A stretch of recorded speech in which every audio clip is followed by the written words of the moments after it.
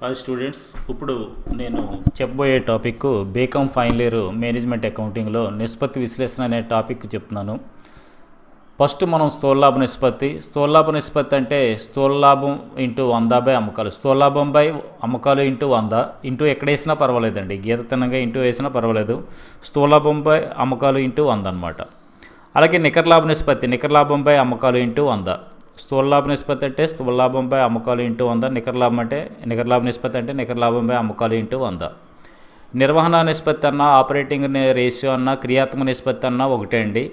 అమ్మిన వస్తువుల వ్యయము ప్లస్ నిర్వహణ ఖర్చులు ఇంటూ 100 బై అమ్మకాలు. అమ్మిన వస్తువుల వ్యయం అంటే మనం అమ్మిన వస్తువుల వ్యయం ఎలా వస్తుంది, అమ్మకాల్లోంచి స్థూల లాభం తీసేస్తే అమ్మిన వస్తువుల వ్యయం వస్తుంది. నిర్వహణ ఖర్చులు అంటే ఏంటో నెక్స్ట్ ఫార్ములాలో చెప్పుకుందాం మనం. తర్వాత నిర్వహణ లాభ నిష్పత్తి. నిర్వహణ లాభ నిష్పత్తి మనకి ఎలా వస్తుందంటే 100 మైనస్ నిర్వహణ నిష్పత్తి. పైన వచ్చింది కదండి నిర్వహణ నిష్పత్తి, 100లోంచి నిర్వహణ నిష్పత్తి తీసేసినట్లయితే మనకి నిర్వహణ లాభ నిష్పత్తి వస్తుంది. లేదా నికర లాభం ఇలా చేయాలి, నికర లాభానికి నిర్వహణేతర ఆదాయాలు తీసేయండి, నిర్వహణేతర ఖర్చులు కలపండి ఇంటూ 100 బై అమ్మకాలు. నిర్వహణేతర ఆదాయాలు అంటే ఆస్తుల అమ్మకంపై లాభం, వడ్డీ, డివిడెండ్లు నిర్వహణేతర ఆదాయాలు. ఇవి ఉంటే కనుక నిర్వహణ ఖర్చులు కాదనమాట. ఇవి తప్ప మిగతావి మనం నిర్వహణ ఖర్చుల కింద తీసుకోవాలి, నిర్వహణ ఆదాయాల కింద తీసుకోవాలి. డిస్కౌంటు, అలాగే కమిషను, ఇవన్నీ కూడా నిర్వహణ ఆదాయాలు అవుతాయి అన్నమాట. డిస్కౌంటు, కమిషను నిర్వహణ ఆదాయాలు అవుతాయి. నిర్వహణేతర ఖర్చులు అంటే ఆస్తుల అమ్మకంపై నష్టం, బ్యాంకు వడ్డీ, అగ్ని ప్రమాదం. వడ్డీలు నిర్వహణేతర ఖర్చులు ఆదాయాలండి. వడ్డీ వస్తే మనం తీసుకోకూడదు. ఇవి నిర్వహణేతర ఖర్చులు అనమాట. ఈ నిర్వహణేతర ఖర్చులు, నిర్వహణేతర ఆదాయాలు తెలిసినట్లయితే నిర్వహణ ఆదాయాలు అంటే ఏంటి, నిర్వహణ ఖర్చులు అంటే ఏంటని మనం ఈజీగా తెలుసుకోవచ్చు. ఈ రెండు మీరు బాగా చదవాలి. ఈ చదివినట్లయితే నెక్స్ట్ చాప్టర్లో కూడా మీకు బాగా ఉపయోగపడతాయి. ఆర్థిక నివేదికల విశ్లేషణలో బాగా ఉపయోగపడతాయి అన్నమాట. ప్రస్తుత నిష్పత్తి అంటే ప్రస్తుత ఆస్తులు బై ప్రస్తుత అప్పులు. ప్రస్తుత ఆస్తులు అంటే నగదు, బ్యాంకులో నగదు, రుణగ్రస్తులు, వసూలు బిల్లులు, సరుకు, ముందుగా చెల్లించిన ఖర్చులు, రావాల్సిన ఆదాయాలు.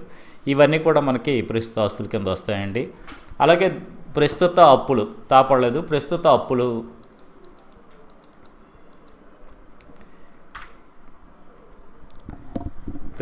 అంటే మనకి బ్యాంక్ ఓవర్డ్రాఫ్ట్, రుణదాతలు.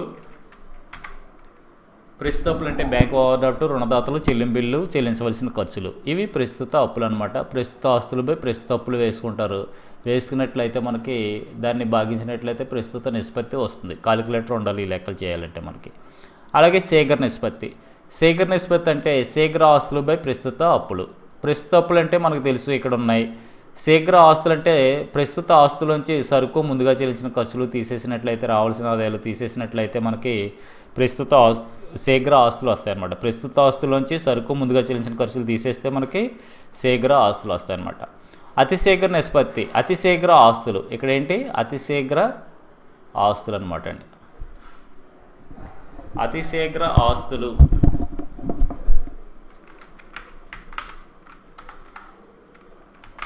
అతి శీఘ్ర ఆస్తులు బై ప్రస్తుత అప్పులు. అతి శీఘ్ర ఆస్తులు బై ప్రస్తుత అప్పులు అనమాట.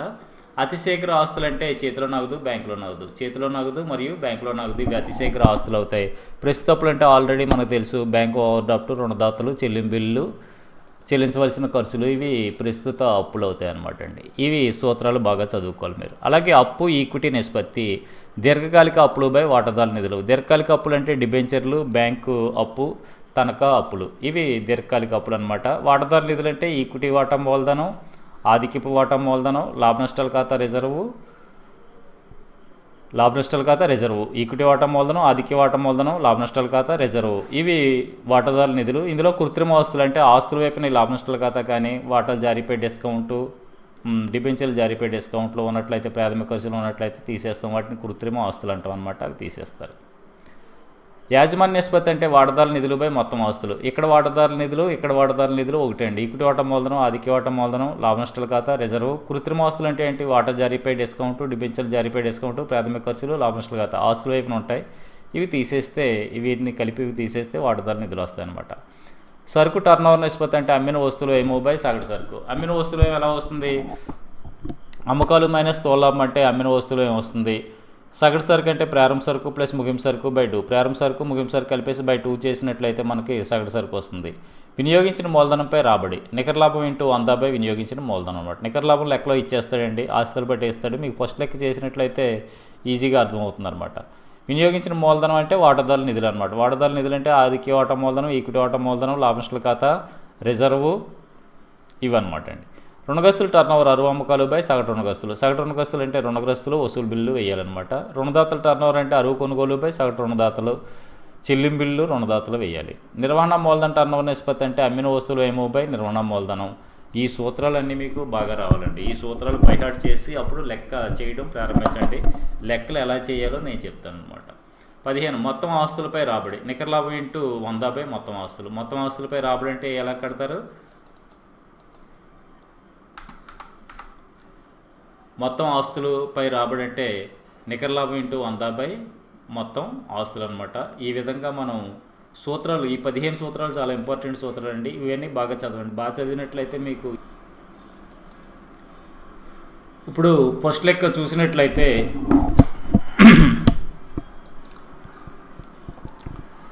ఈ క్రింది వివరాల నుండి స్థూల లాభ నిష్పత్తి, నికర లాభ నిష్పత్తి, నిర్వహణ నిష్పత్తి, నిర్వహణ లాభ నిష్పత్తి, సరుకు టర్నోవర్ నిష్పత్తి, యాజమాన్య నిష్పత్తి, ప్రస్తుత నిష్పత్తి, శేఖర నిష్పత్తి కనుక్కోండి.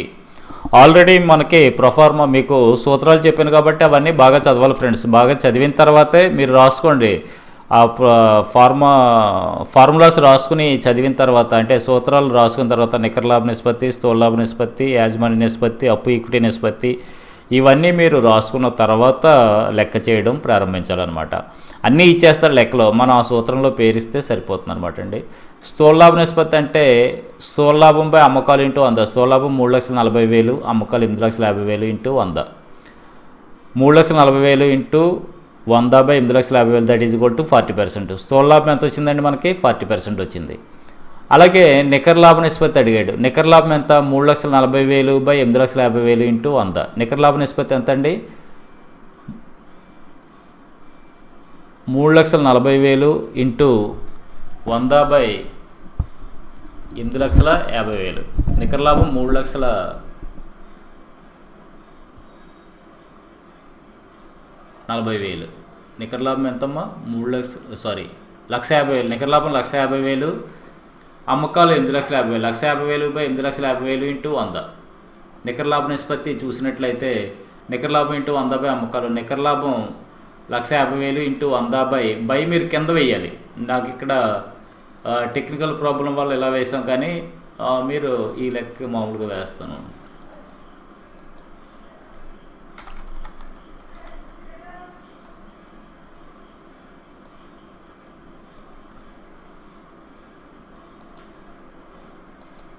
టైం పట్టేస్తుందండి. టైం పట్టేసిన వల్లనే పక్కన బై అనేసి ఆబ్లిక్ వేసి బై అని వేస్తున్నాం అనమాట.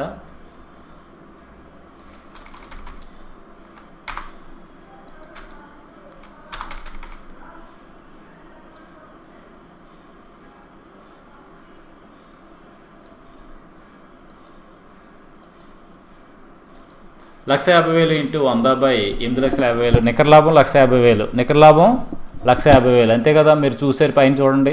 అంటే పట్టిక మనకి ఆస్తి లాభనష్టాల వర్తకం ఖాతా ఇస్తాడు, లాభనష్టాల ఖాతా ఆస్తులు బట్టి ఇస్తాడు. దీన్ని బట్టి మనం కట్టమంటాడు. స్థూల లాభ నిష్పత్తి అంటే అమ్మకాలు 8,50,000, స్థూల లాభం 3,40,000 8,50,000 ఇంటూ 100 అంటే మనకి ఎంత వచ్చింది? 40% వచ్చింది. నికర లాభ నిష్పత్తి అడిగాడు రెండోది. నికర లాభ నిష్పత్తి అంటే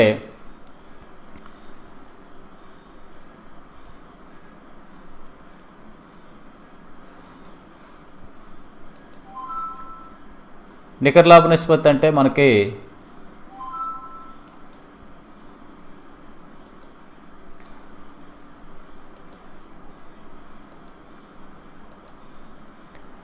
నికర లాభ నిష్పత్తి చూసినట్లయితే నికర లాభం 1,50,000, అమ్మకాలు 8,50,000. 1,50,000 8,50,000 ఇంటూ 100 17.64 వచ్చిందండి.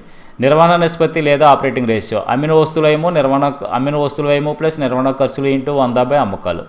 ఇక్కడ మనకి అమ్మిన వస్తువుల వ్యయం అంటే ఎలా వస్తుంది? అమ్మకాలు 8,50,000, స్థూల లాభం 3,40,000. 8,50,000 నుంచి 3,40,000 తీసేయండి. 5,10,000 అమ్మిన వస్తువుల వ్యయం అనమాట అండి. అమ్మిన వస్తువులు ఏమంటే ఇప్పుడు నిర్వహణ ఖర్చులు అంటే ఏంటో తెలియాలి కదా. నిర్వహణేతర ఖర్చులు అంటే మీకు తెలుసుకున్నాం. నిర్వహణేతర ఆర్థిక ఖర్చులు ఇచ్చాడు, నిర్వహణేతర ఖర్చులు. ఆస్తుల అమ్మకం మీద నష్టం కూడా ఇది నిర్వహణేతర ఖర్చులు. ఈ రెండు వదిలేస్తాం అనమాట. నిర్వహణేతర ఆదాయంపై వడ్డీ, నిర్వహణేతర ఆదాయం, వాటాల అమ్మకంపై లాభం, నిర్వహణేతర ఆదాయం. నిర్వహణేతర ఆదాయాలు, నిర్వహణేతర ఖర్చులు తీసేస్తాం. ఇంకా మనకి నిర్వహణ ఖర్చులు అంటే ఏం మిగిలే? అమ్మకం ఖర్చులు, పరిపాలన ఖర్చులు మిగిలాయి అనమాట. ఈ రెండు కలుపుతాం. ఈ రెండు కలిపితే 5,10,000, ఇది ఒక 1,80,000. 5,10,000 ప్లస్ 1,80,000 ఇంటూ 100 / 8,50,000 అమ్మకాలు వేసినట్లయితే మనకి 6,90,000 into 100 / 8,50,000 that is equal to 81.18 వస్తుందండి. అర్థమైందా ఫ్రెండ్స్? అమ్మిన వస్తువులు ఏమంటే అమ్మకాల నుంచి స్థూల లాభం తీసేయాలి. ఎప్పుడు 5,10,000 వచ్చింది, అమ్మిన వస్తువులు ఏమో 5,10,000. నిర్వహణ ఖర్చులు 30,000, 1,50,000, 1,80,000. 5,10,000 ప్లస్ 1,80,000 ఇంటూ 100 / 8,50,000 6,90,000. 5,10 1,80,000 కలిపితే 6,90,000 into 100 / 8,50,000 that is equal to 81.18 అనమాట అండి. అలాగే మనకి నిర్వహణ లాభ నిష్పత్తి చూసినట్లయితే 100 - నిర్వహణ నిష్పత్తి 100 - 81.18 తీసేసినట్లయితే 18.82 వచ్చింది. ఇప్పుడు నిర్వహణ లాభ నిష్పత్తి కట్టినా మనకు అదే రావాలి. నిర్వహణ లాభ నిష్పత్తి సూత్రం ఏంటి? నికర లాభం మైనస్ నిర్వహణేతర ఆదాయాలు ప్లస్ నిర్వహణేతర ఖర్చులు అనమాట. నికర లాభం మైనస్ నిర్వహణేతర ఆదాయాలు ప్లస్ నిర్వహణేతర ఖర్చులు బై అమ్మకాలు. సూత్రం అక్కడ పేస్ట్ చేద్దాం. నిర్వహణ లాభ నిష్పత్తి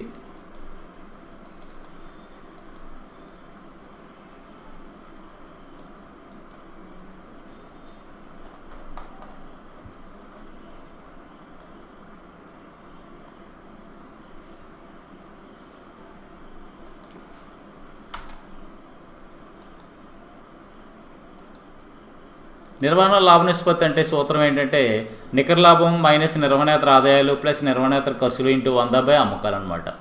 ఇలా చేసినప్పుడు మనం ఇక్కడ నికర లాభం ఎంతో చూడండి. నికర లాభం ఎంత? ఇక్కడ నికర లాభం 1,50,000. నికర లాభం 1,50,000కి నిర్వహణేతర ఖర్చులు కలపండి. అంటే 15,000, 4,000, 19,000 కలుపుతారు. 1,50,000కి 19,000 కలిపితే 1,69,000. 1,69,000 నుంచి 9,000 తీసేయండి. 1,60,000. 1,60,000 ఇంటూ 1,50,000కి 9,000 తీసేయండి. 19,000 నిర్వహణ ఖర్చులు కలుపుతాం. నిర్వహణేతర ఆదాయాలు తీసేసి నిర్వహణేతర ఖర్చులు కలిపినట్లయితే మనకు 1,60,000 వచ్చింది. 1,60,000 into 100 / 8,50,000 that is equal to 18.82. ఇక్కడ 100 - నిర్వహణ నిష్పత్తి ఎంతైతే వచ్చిందో ఇది కూడా అంతే రావాలండి. 100 - నిర్వహణ నిష్పత్తి ఎంతైతే వచ్చిందో ఇది కూడా అంతే రావాలి. 18.82 వచ్చింది చూడండి. ఇక్కడ 18.82 వచ్చింది.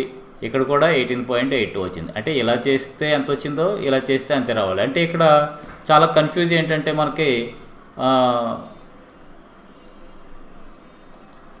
నిర్వహణ ఖర్చులు కలపాలా తీసేయాలా, నిర్వహణేతర ఆదాయాలు కలపాలా తీసేయాలని డౌట్ వస్తూ ఉంటుంది. నాకు అదే డౌట్ ఇప్పటికే ఇంకాను. అంచేత మీరు 100 - నిర్వహణ నిష్పత్తి కట్టి నిర్వహణ లాభ నిష్పత్తి కట్టినట్లయితే అది కరెక్టో కాదో మనకి తెలిసిపోతుంది. ఇది జ్ఞాపకం పెట్టుకోండి. తర్వాత సరుకు టర్నోవర్ నిష్పత్తి. అమ్మిన వస్తువులు ఏమో బై సగటు సరుకు. అమ్మిన వస్తువులు ఏమో బై సగటు సరుకు అంటే అమ్మిన వస్తువులు అమ్మకాలు మైనస్ స్థూల లాభం 8,50,000 minus 3,40,000 that is equal to 5,10,000. అమ్మిన వస్తువులు వ్యయం ఎంత వచ్చింది? 5,10,000. ఆల్రెడీ ఇందాక చేసాం మనం. సగటు సరుకు అంటే ప్రారంభ సరుకు ప్లస్ ముగింపు సరుకు బై 2. ప్రారంభ సరుకు ఎంత? 99,500, ముగింపు సరుకు 1,49,000. 99,500 1,49,000 బై 2 2,48,500 బై 2 1,24,250. 5,10,000 బై 1,24,250 అంటే 4.1 వచ్చిందనమాట అండి. 4.1:1 అని వేయాలి, అక్కర్లేదు 4.1 అని వేయండి. 4.1 అనమాట. సరుకు టర్నోవర్ నిష్పత్తి అంటే అమ్మిన వస్తువులు ఎలా వస్తుంది? అమ్మకాల్లోంచి స్థూల లాభం తీస్తే అమ్మిన వస్తువులు ఏమొస్తుంది? సగటు సరుకు అంటే ప్రారంభ సరుకు ప్లస్ ముగింపు సరుకు బై 2 అంటే సగటు సరుకు వస్తుంది. ఈ అమ్మిన వస్తువులు వ్యయాన్ని సగటు సరుకు ఎట్టి భావించినట్లయితే మనకు ఆన్సర్ వస్తుంది అనమాట. ఇవి ఈ రకంగా చేయండి. ఫస్ట్ లెక్క నేను ఎలాగైతే వేస్తాం సూత్రాలు అదే విధంగా చేయండి. తర్వాత యాజమాన్య నిష్పత్తి అంటే వాటాదారుల నిధులు బై మొత్తం ఆస్తులు బట్టి చూద్దాం ఒకసారి. ఆస్తులు బట్టి చూసినట్లయితే వాటాదారుల నిధులు అంటే ఏమున్నాయి? ఇక్కడ మూలధనం, రిజర్వు, లాభ నష్టాల ఖాతా అంటే 3,50,000. ఆస్తులన్నీ తీసుకోవాల్సినవే కదా. 2 లక్షల స్థిరాస్తులు, సరుకు, బ్యాంకులో నగదు, రుణగ్రస్తులు. ఇక్కడ ప్రాథమిక ఖర్చులు అవి ఏమీ లేవు కాబట్టి అవి లేవు కాబట్టి మొత్తం ఆస్తులన్నీ తీసుకుంటారు. వాటాదారుల నిధులేమో 3,50,000, ఇదేమో 4,80,000. అంటే 2,90,000 60,000 అంటే 3,50,000 మొత్తం ఆస్తులు బట్టి మొత్తం వేసాం. ఇంకా ఆస్తులని 4,50,000 3,50,000 by 4,80,000 that is equal to 0.73 అనమాట అండి. వాటా యాజమాన్య నిష్పత్తి ఎంత? 0.73. ప్రస్తుత నిష్పత్తి అంటే ప్రస్తుత ఆస్తులు ఏంటో చూద్దాం. ఆస్తుల బట్టిలో ప్రస్తుత ఆస్తులు ఏంటి? సరుకు, బ్యాంకులో నగదు, రుణగ్రస్తులు. సరుకు ఎంత? 1,49,000. 1,49,000 2,50,000 అండి. మొత్తం కలిపితే ఎంత? 2,50,000. ఇదొక 1,40,000 9 1 10 2,50,000 ప్రస్తుత ఆస్తులు. ప్రస్తుత అప్పులు డైరెక్ట్గా ఇచ్చాడు 1,30,000. 2,50,000 బై 1,30,000 వేస్తారు. ప్రస్తుత నిష్పత్తి ఎంత అండి? ఈ ప్రస్తుత ఆస్తులు ఏమొస్తాయి ఇక్కడ మళ్ళీ మీకు తెలియడానికి కోసం రాశాను. 1,49,000 30,000 71,000 దట్ ఈజ్ ఈక్వల్ టు 2,50,000. ప్రస్తుత అప్పులు 1,30,000 2,50,000 by 1,30,000 that is equal to 1.92 అనమాట అండి ప్రస్తుత నిష్పత్తి. అలాగే శీఘ్ర నిష్పత్తి తర్వాత ఏం అడిగాడు? ప్రస్తుత నిష్పత్తి తర్వాత శీఘ్ర నిష్పత్తి అడిగాడు. శీఘ్ర నిష్పత్తి అంటే ఎలాగా? సరుకు తప్ప ప్రస్తుత ఆస్తులు అనమాట. అంటే బ్యాంకులో నగదు, రుణగ్రస్తులు తీసుకుంటారు. సరుకు తీసేస్తాం కదా, ఈ రెండు కలిపితే 1,01,000. ప్రస్తుత అప్పులు అంటే 1,30,000. 1,01,000 by 1,01,000 by 1,30,000 that is equal to 0.78 వచ్చిందనమాట అండి. ఈ విధంగా చేయాలి ఫ్రెండ్స్. ఈ విధంగా ఒకటో లెక్క మీరు బాగా ప్రాక్టీస్ చేయండి. సూత్రాలు బాగా చదవండి. సూత్రాలు బాగా చదివితే లెక్కలు వచ్చేసినట్టే. సూత్రాలు రాకపోతే మనం ఏం చేయలేం. సూత్రాలు బాగా చదవాలి. రెండో లెక్క మళ్ళీ ఎక్స్ప్లెయిన్ చేస్తాం.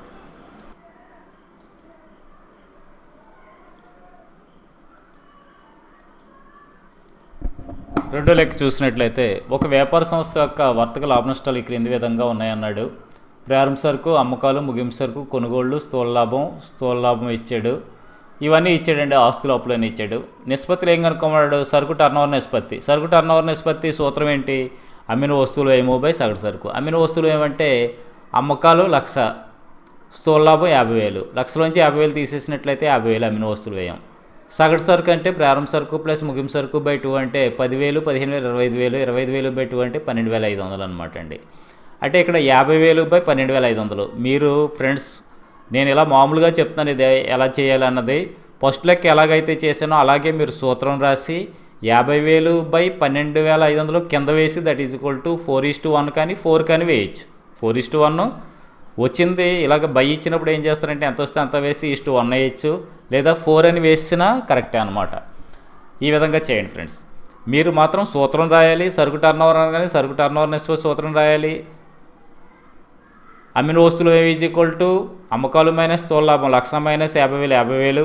అలాగే సగటు సరుకు 15,000 plus 10,000 by 2 that is equal to 25,000 by 2 that is equal to 12,500 4 వచ్చింది. ఈ సరుకు టర్నోవర్. ప్రస్తుత నిష్పత్తి. ప్రస్తుత నిష్పత్తి అంటే ఇక్కడ ప్రస్తుత ఆస్తులు ఏమన్నా చూడండి. సరుకు, రుణగ్రస్తులు, వసూలు బిల్లు, బ్యాంకులో నగదు ఇవన్నీ కూడా ప్రస్తుత ఆస్తులు. ఈ 15,000 30,000 ఇదొక 30,000 60,000. ప్రస్తుత అప్పులు ఎంత ఉంది ఇక్కడ? 25,000 15,000 40,000. అంటే మీరు ఫస్ట్ ఏం రాయాలి? బి అని చెప్పి ప్రస్తుత నిష్పత్తి అనే హెడ్డింగ్ పెట్టి ప్రస్తుత ఆస్తులు బై ప్రస్తుత అప్పులు.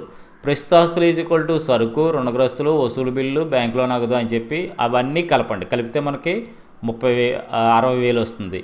ప్రస్తుత అప్పులు ఈజ్ ఈక్వల్ టు రుణదాతలు చెల్లింపు బిల్లు అని చెప్పి 40,000 అయ్యండి. దట్ ఈజ్ ఈక్వల్ టు సూత్రం 60,000 బై కింద వేయండి, 40,000 కింద వేయండి. నేను టెక్నికల్ ప్రాబ్లం వల్ల ఇలాగ బై అని ఇలా చేశాను. మీరు 60,000 by 40,000 that is equal to 1.5 అనమాట. 1.5 వేసినా పర్వాలేదు, 1 వేసినా పర్వాలేదు.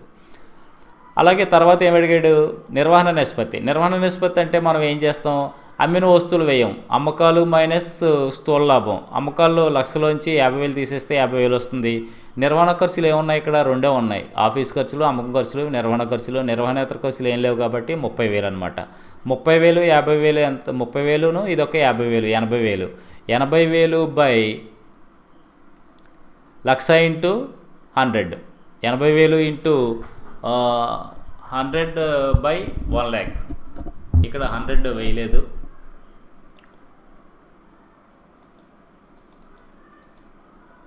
That is equal to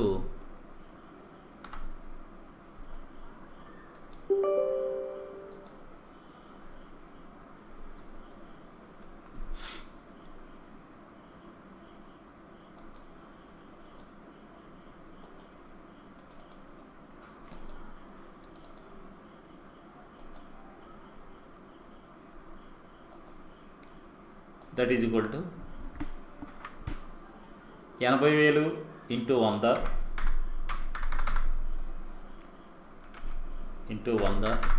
buy lakh, that is equal to 80%. ఇప్పుడు 80% వస్తుంది అన్నమాట. ఈ విధంగా చేయాలి ఫ్రెండ్స్. ఇది మీరు 80,000 ఇంటూ 100 బై కింద వేయండి, కింద వేసి చేయండి, 80% వస్తుంది. తర్వాత ఏమడిగాడు? నిర్వహణ నిష్పత్తి. తర్వాత ద్రవ్యత్వ నిష్పత్తి. ద్రవ్యత్వ నిష్పత్తి అంటే సరుకు తప్ప మిగతా ఆస్తులన్నీ, ప్రస్తుత ఆస్తులన్నీ కూడా తీసుకోవాలి. సరుకు తప్పించి మిగతా ప్రస్తుత ఆస్తులన్నీ తీసుకున్నట్లయితే మనకి ఎంత వస్తుంది? ఇక్కడ ప్రస్తుత ఆస్తులు ఇందాక ఎంత వచ్చింది? మనకి 60,000 వచ్చింది. 60,000లో సరుకు 15,000 తీసేయండి, 45,000. అంటే శీఘ్ర ఆస్తులు. ద్రవ్యత్వ నిష్పత్తి అంటే ద్రవ్యత్వ ఆస్తులు, ప్రస్తుత ఆస్తుల్లోంచి సరుకు తీసేస్తే ద్రవ్యత్వ ఆస్తులు వస్తాయి. దీన్నే లిక్విడిటీ రేషియో అంటాం అనమాట. యాసిడ్ టెస్ట్ రేషియో అంటారు, లిక్విడిటీ రేషియో అంటారు. ఈ 60,000 నుంచి 15,000 తీసేసినట్లయితే మనకు 45,000. ప్రస్తుత అప్పులు మాత్రం 40,000. 45,000 by 40,000 that is equal to 1.125 వస్తుంది. ఇది కూడా మీరు సూత్రం రాసి అక్కడ అంకెలు అవి వేయాలి. ఇలా పొడంకులు వేస్తే మార్కులు రావు ఫ్రెండ్స్. నేను మీకు అర్థం అవ్వడానికి ఇలా చెప్తున్నాను అనమాట. ఈ ఏమి ఇచ్చాడు? యాజమాన్య నిష్పత్తి. యాజమాన్య నిష్పత్తి అంటే వాటాదారుల నిధులు బై మొత్తం ఆస్తులు అనమాట. మొత్తం ఆస్తులు ఎంత? మనకి 1,60,000. వాటాదారుల నిధులు అంటే మూలధనం, లాభనష్ట ఖాతా. మూలధనం ఏమో 1,00,000, లాభనష్ట ఖాతా 20,000. 1,20,000 by 1,60,000 that is equal to 0.75. సూత్రం రాయాలి. యాజమాన్య నిష్పత్తి ఈజ్ ఈక్వల్ టు వాటాదారుల నిధులు బై మొత్తం ఆస్తులు. వాటాదారుల నిధులు is equal to 1,00,000 plus 20,000 that is equal to 1,20,000 అని రాయండి. మొత్తం ఆస్తులు అంటే ఆస్తులు బట్టి టోటల్ 1,60,000 డైరెక్ట్గా వేసేయచ్చు మీరు. మొత్తం ఆస్తులు ఈజ్ ఈక్వల్ టు 1,60,000 తెలిసిపోతుంది కదా ఇక్కడ. 1,20,000 by 1,60,000 that is equal to 0.75 అనమాట. ఈ విధంగా చేయాలి ఫ్రెండ్స్. తర్వాత మూడో లెక్క చూసినట్లయితే మాల్యాద్రి లక్ష్మీ నరసింహ లిమిటెడ్ వారి 31/12/2017తో అంతమయ్యే సంవత్సరానికి లాభ నష్టాల ఖాతా ఈ క్రింది ఇవ్వడమైంది. వర్తక లాభ నష్టాల ఖాతా ఇచ్చాడు. స్థూల లాభ నిష్పత్తి, నికర లాభ నిష్పత్తి, ఆపరేటింగ్ నిష్పత్తి, ఆపరేటింగ్ లాభ నిష్పత్తి కనుక్కోండి అన్నాడు. స్థూల లాభ నిష్పత్తి 35.89 వచ్చింది. 35.89 ఎలా వస్తుందంటే స్థూల లాభం 2,01,000 అండి. స్థూల లాభం ఎంత? 2,01,000. టోటల్స్ తీసుకోకండి, టోటల్ వేస్తారు మా పిల్లలకు చాలామంది.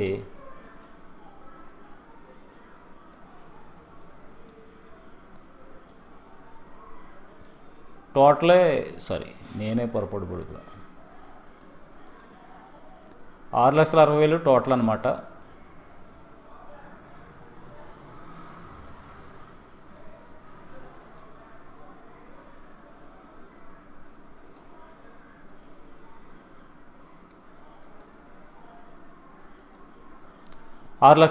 టోటల్. ఈ టోటల్ కన్ఫ్యూజ్ అయిపోతున్నారు మా వాళ్ళు. 6,60,000 తీసుకున్నారు నిన్న, -1,00,000 రూపాయలు అమ్మిన వస్తువులు వేశారు. ఈ టోటల్ మీరు కొంచెం అంటే మనకి వైట్ నోట్స్ తీసుకుంటారు కాబట్టి ఇక్కడ గీతలు వస్తారు కాబట్టి టోటల్ అని తెలుస్తుంది. ఇక్కడ అన్ని గీతలు, ఈ గీతలు గీయకపోతేనేమో మనకి స్పీడప్ అవటం లేదండి టైపింగ్, అంచేత బాక్స్లో చేయవలసి వచ్చింది. ఈజీగా మనకి స్పీడ్గా అవడం కోసం, నా సౌలభ్యం కోసం టైప్ చేశాను ఇలాగా. అమ్మకాలు 5,60,000. ఫస్ట్ ఏం అడిగాడు? స్థూల లాభ నిష్పత్తి అడిగాడు కాబట్టి అమ్మకాలు 5,60,000.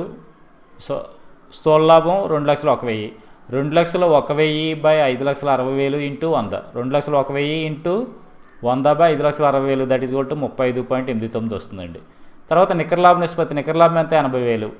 80,000 into 100 by 5,60,000 that is equal to 14.28 వచ్చింది. ఆపరేటింగ్ నిష్పత్తి అంటే మనం ఎలా కడతాం?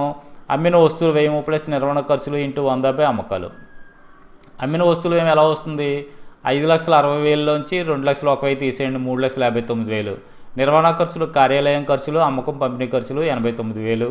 20,000 89,000 1,09,000 అనమాట. 3,59,000ను 1,09,000 కలపండి. కలిపితే 3,59,000 ప్లస్ 1,09,000 ఇంటూ 100 బై 5,60,000. ఈ రెండు కలిపినట్లయితే మనకి 4,68,000 into 100 by 5,60,000 that is equal to 83.57% వస్తుందండి. 83.57% మనకి నిర్వహణ నిష్పత్తి వచ్చింది. నిర్వహణ లాభ నిష్పత్తి ఎంత రావాలి? 16.43 రావాలి. నిర్వహణ నిష్పత్తి అంటే మనం ఏం చేస్తాం? నికర లాభానికి వ్యాపారేతర ఖర్చులు కలిపేసి వ్యాపారేతర ఆదాయాలు తీసేస్తాం అనమాట. 80,000, 30,000, 1,10,000. 1,10,000 నుంచి 18,000 తీస్తే 92,000. అంటే నికర లాభం ప్లస్ నిర్వహణ ఖర్చులు మైనస్ నిర్వహణేతర ఖర్చులు నిర్వహణేతర ఖర్చులు ఇది.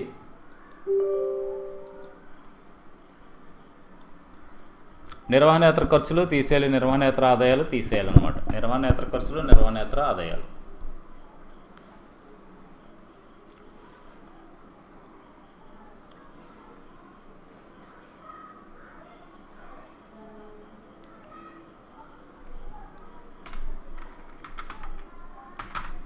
నిర్వహణేతర ఖర్చులు, నిర్వహణేతర ఆదాయాలు. నికర లాభానికి నిర్వహణేతర ఖర్చులు కలపండి, నిర్వహణేతర ఆదాయాలు తీసేయండి. 92,000 ఇంటూ 100/5,60,000 16.43. అంటే ఇది మైనస్ 100 అంటే ఎంత వస్తుందో ఇది కూడా అంతే రావాలి. ఈ విధంగా చేయాలి ఫ్రెండ్స్. సూత్రాలు బాగా చదవాలండి మీరు. సూత్రాలు బాగా చదివినట్లయితే లెక్కలు ఈజీగా చేయగలుగుతారు. సూత్రాలు బాగా చదువు. తర్వాత 4వ లెక్క చూడండి. అంటే రెండో లెక్క ఏ విధంగా అయితే ఉందో అందులో సగం అంకెలు ఇచ్చాడు. ఇది రెండో లెక్కను బట్టి చేయండి మీరు. అనువర్తి లిమిటెడ్ వారి వర్తక లాభనష్టాల ఖాతా ఆస్తులు బట్టి ఈ క్రింది నిష్పత్తులు కనుక్కోండి. 1 సరుకు టర్నోవర్ నిష్పత్తి, ప్రస్తుత నిష్పత్తి, స్థూల లాభ నిష్పత్తి, నికర లాభ నిష్పత్తి, నిర్వహణ నిష్పత్తి, లిక్విడిటీ నిష్పత్తి, యాజమాన్య నిష్పత్తి అన్నాడు అనమాట. అంటే ఇప్పుడు ఫస్ట్ మనకి ఏమడిగాడు ఇక్కడ, సరుకు టర్నోవర్ అంటే సరుకు అమ్మిన అమ్మకాలు మైనస్ అమ్మిన వస్తువులు ఏమంటే అమ్మకాలు మైనస్ స్థూల లాభం. అమ్మకాలు 50,000, స్థూల లాభం 25,000. అంటే అమ్మిన వస్తువులు ఏమి 25,000 వస్తుంది. 25,000 బై ప్రారంభ సరుకు ప్లస్ ముగింపు సరుకు బై 2 7,500, 7,500, 12,500 బై 2 అంటే 6,250 వస్తుంది అనమాట. ఎంత వస్తుందండి? 6,250 వస్తుంది. 25,000 బై 6,250 అంటే 4 వచ్చింది. ఇక్కడ సరుకు టర్నోవర్ నిష్పత్తి ఎంత వచ్చింది? 4 వచ్చింది.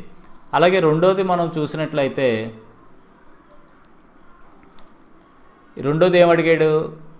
ప్రస్తుత నిష్పత్తి అడిగాడు. సరుకు టర్నోవర్ నిష్పత్తి, ప్రస్తుత నిష్పత్తి. ప్రస్తుత నిష్పత్తి అంటే ప్రస్తుత ఆస్తులు ఏమున్నాయి చూద్దాం. సరుకు, రుణగ్రస్తులు, వసూలు బిల్లులు, బ్యాంకులో నగదు, ఇవన్నీ కలపండి. 7,000, 14,000, ఇదొక 15,000, 6, 7, 14, 30,000 వచ్చిందండి. 30,000 రుణదాతలు చెల్లింపులు 40,000, 20,000. 30,000 by 20,000 that is equal to 1.5 అనమాట. ప్రస్తుత నిష్పత్తి ఎంత వచ్చింది? ఇది 30,000, 7,500. మీరు విడిగా రాయాలి ఫ్రెండ్స్. నేనంటే మీకు అర్థమవుతుంది, ఎలా వచ్చిందో తెలియడం కోసం రాశాను. ఫస్ట్ లెక్క ఏ విధంగా అయితే చేశానో అదే మాదిరిగా మీరు చేయాలన్నమాట. సూత్రం రాయాలి, అవి ఏంటో రాయాలి, ఆ సూత్రంలో ప్రతిక్షేపించాలి అమౌంట్. కాలిక్యులేటర్ దగ్గర ఉండాలండి. కాలిక్యులేటర్ ఉంటే కానీ మీకు లెక్కలు చేయలేరు. ఎగ్జామ్ కూడా అలౌ చేస్తారు కాబట్టి కాలిక్యులేటర్ మస్ట్ అండ్ షుడ్గా ఇప్పటి నుంచే ఉపయోగించండి. తర్వాత చూద్దాంలే అంటే మళ్ళీ కాలిక్యులేటర్ మీకు అలవాటు ఉండదు. ప్రస్తుతాస్తులు సరుకు, రుణగ్రస్తులు, వసూలు బిల్లు, బ్యాంకులో నగదు, ఇవన్నీ కలిపితే మనకి 30,000 వచ్చింది. ఇదేమో 20,000 వచ్చింది. 30,000 బై 20,000 అంటే 1.5:1 అనమాట. 1.5 అనేసినా కరెక్టే. స్థూల లాభ నిష్పత్తి అంటే అమ్మకాలు 50,000, స్థూల లాభం 25,000. 25,000 బై 50,000 ఇంటూ 100 అంటే 50% వస్తుందండి. అలాగే నికర లాభ నిష్పత్తి అంటే నికర లాభం 10,000 ఇంటూ 100 బై 50,000. అమ్మకాలు 50,000. 10,000 ఇంటూ 100 బై 50,000 అంటే మనకి 20% వస్తుంది నికర లాభ నిష్పత్తి. నిర్వహణ నిష్పత్తి అంటే ఇక్కడ నిర్వహణ అమ్మిన వస్తువుల వ్యయం ఎంత వచ్చింది? 25,000 వచ్చింది. అమ్మిన వస్తువుల వ్యయంకి నిర్వహణ ఖర్చులు, కార్యనిర్వహణ ఖర్చులు 7,500, అమ్మకం ఖర్చులు 6,000. ఇది 13,500 తీసుకోవాలండి. వడ్డీ తీసుకోకూడదు. 13,500. 25,000 ప్లస్ 13,500 బై 50,000 ఇంటూ 100 అంటే మనకి 38,500 బై 50,000 ఇంటూ 100 అంటే 77% వచ్చింది. నిర్వహణ నిష్పత్తి ఎంత వచ్చిందండి? 77% వచ్చింది. ఇక్కడ ఇంటూ 100 లేదు. 77% అంటే ఇక్కడ ఇంటూ 100.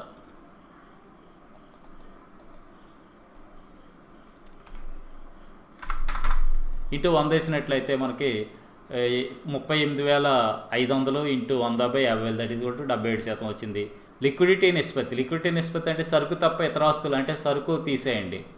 ఇక్కడ సరుకు తీసేస్తే మిగతా రుణగ్రస్తులు, వసూలు బిల్లులు, బ్యాంకులో నగదు, ఇవన్నీ మొత్తం కలిపితే 30,000 వచ్చింది. 30,000లో 7,500 తీసేయండి. సరుకు తీసేస్తే 22,500. ఇందాక చేసాం కదా 30,000.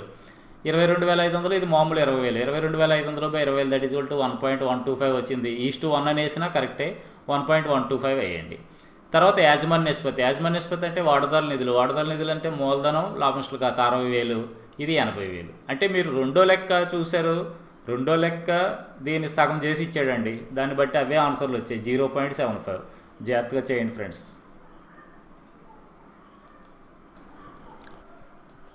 తర్వాత 5వ లెక్క చూసినట్లయితే 31/3/2017తో అంతమయ్యే సంవత్సరానికి కేశవ లిమిటెడ్ వారి క్రింది ఇవ్వబడిన వర్తకపు లాభనష్టాల ఖాతాను మరియు ఆస్తుల పట్టి నుండి వర్తకపు లాభనష్టాల ఖాతా ఆస్తుల పట్టి మరియు ఆస్తుల పట్టి నుండి సేకరణ నిష్పత్తి, ప్రస్తుత నిష్పత్తి, స్థూల లాభ నిష్పత్తి, సరుకు టర్నోవర్ నిష్పత్తి, రుణగ్రస్తుల టర్నోవర్ నిష్పత్తి లెక్కించండి అన్నాడు.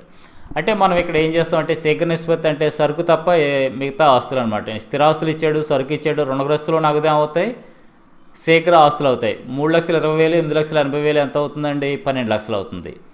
ప్రస్తుత అప్పులు ఎంత? Bank overdraft, రుణదాతలను 7,40,000. 12 లక్షలు by 7,40,000 that is equal to 1.62. సేకరణ నిష్పత్తి ఎంత? 1.62. ప్రస్తుత నిష్పత్తి అంటే ఇక్కడ 6, 3, 9 లక్షలు, 9, 8, 17 లక్షలు, 17 లక్షలు, 18,20,000. ఇదంతా ప్రస్తుత ఆస్తులు మొత్తం. ఈ మూడు కలిపితే ప్రస్తుత ఆస్తులు కదా. 18,20,000. ప్రస్తుత అప్పులు ఎలాగో 7,40,000. 18,20,000 by 7,40,000 that is equal to 2.46. మీరు ఏం చేయాలి? ప్రస్తుత నిష్పత్తి ఈజ్ ఈక్వల్ టు ప్రస్తుత ఆస్తులు బై ప్రస్తుత అప్పులు అని రాయాలండి. ప్రస్తుత ఆస్తులు ఈజ్ ఈక్వల్ టు సరుకు, రుణగ్రస్తులు, నగదు దట్ ఈజ్ ఈక్వల్ టు 6,20,000, 3,20,000, 8,80,000. అలాగే ప్రస్తుత అప్పులు is equal to bank overdraft, రుణదాతలను రాయాలి దట్ ఈజ్ ఈక్వల్ టు 1,40,000, 6 లక్షలు వేయాలి. ఈ విధంగా వేసి చెయ్యాలన్నమాట అండి. మీరు సూత్రం వివరించాలి. అంతేకాని ఇలా బిట్లు పేపర్ కింద చేస్తే 3 మార్కులు 2 మార్కులు వేస్తాడు 10 మార్కులు లెక్కకి. స్థూల లాభ నిష్పత్తి అంటే మనకి స్థూల లాభం ఎంత ఇచ్చే, అమ్మకాలు ఎంత ఇచ్చాడు? 30 లక్షలు ఇచ్చాడు. స్థూల లాభం 6 లక్షలు ఇచ్చాడు. 6 లక్షలు బై 30 లక్షలు ఇంటూ 100, 6 లక్షలు ఇంటూ 100 బై 3 లక్షలు దట్ ఈజ్ ఈక్వల్ టు 20%. స్థూల లాభ నిష్పత్తి ఎంత వచ్చిందంటే 20% వచ్చింది. తర్వాత ఏం అడిగాడు? సరుకు టర్నోవర్ నిష్పత్తి. సరుకు టర్నోవర్ నిష్పత్తి అంటే అమ్మిన వస్తువులు ఏమో బై అమ్మిన వస్తువులు ఏం కట్టాలి, అమ్మిన వస్తువులు ఏమో బై సగటు సరుకు కదా. అమ్మిన వస్తువులు ఏం 30 లక్షల నుంచి 6 లక్షలు ఇస్తే 24 లక్షలు. సగటు సరుకు ప్రారంభ సరుకు ప్లస్ ముగింపు సరుకు 5,80,000, 6,20,000 అంటే 12 లక్షలు బై 2 అంటే 6 లక్షలు. అంటే 24 లక్షలు బై 6 లక్షలు దట్ ఈజ్ ఈక్వల్ టు 4 వచ్చింది. సగటు సరుకు 4 వచ్చింది. సరుకు టర్నోవర్ నిష్పత్తి 4 వచ్చింది. మీరు ఏం చేయాలంటే సరుకు టర్నోవర్ నిష్పత్తి ఈజ్ ఈక్వల్ టు అమ్మిన వస్తువులు ఏమో బై సగటు సరుకు. అమ్మిన వస్తువులు ఏమో ఈజ్ ఈక్వల్ టు అమ్మకాలు మైనస్ స్థూల లాభం 30 లక్షలు మైనస్ 6 లక్షలు దట్ ఈజ్ ఈక్వల్ టు 24 లక్షలు. సగటు సరుకు 5,80,000 ప్లస్ 6,20,000 బై 2, 12 లక్షలు by 2 that is equal to 6 లక్షలు. 24 లక్షలు బై 6 లక్షలు అంటే 4. ఈ విధంగా చూపించాలండి. రుణగ్రస్తులు టర్నోవర్ నిష్పత్తి అంటే అమ్మకాలు బై రుణగ్రస్తులు. అమ్మకాలు 30 లక్షలు, రుణగ్రస్తులు 3,20,000. 30 లక్షలు by 3,20,000 9.375. Thank you very much for watching my videos. మీరు మంచి మార్కులు తెచ్చుకోవాలి. అదేవిధంగా లైక్ చేయండి. చాలామంది మేనేజ్మెంట్ చెప్పమని అడుగుతున్నారు. మీ ఫ్రెండ్స్కి కూడా షేర్ చేయండి మా channel. Thank you very much for watching my videos. Thank you very much. Please like my videos. అంటే లైక్ చేయడం వల్ల ఏంటంటే మాకు సజెషన్స్లోకి వెళ్తాయటండి మా వీడియోలు. దానికి అడ్వాంటేజ్. అంచేత మీరందరూ కూడా నా వీడియోలు లైక్ చేయవలసిందిగా కోరుతున్నాం. Thank you very much. ఏమన్నా మీకు డౌట్ ఉన్నట్లయితే కింద కామెంట్లో పెట్టినట్లయితే నేను సమాధానం ఇస్తాను. Thank you very much.